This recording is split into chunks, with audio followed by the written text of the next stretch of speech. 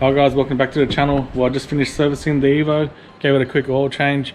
Exciting news today, we just received our Bulletproof Racing twin INTANK fuel pump hanger and lines from America. So I'll just be doing a quick unboxing video of that and then we'll get it installed into the Evo. So this is pretty much what I got in the box. So this is the fuel pump.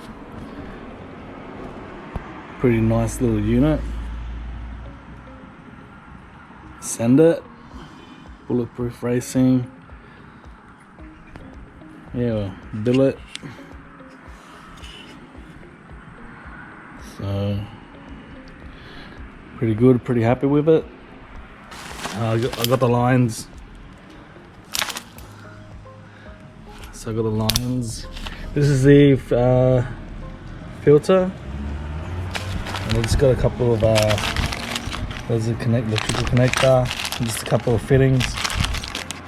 Yeah, that's pretty much it. Bulletproof Racing.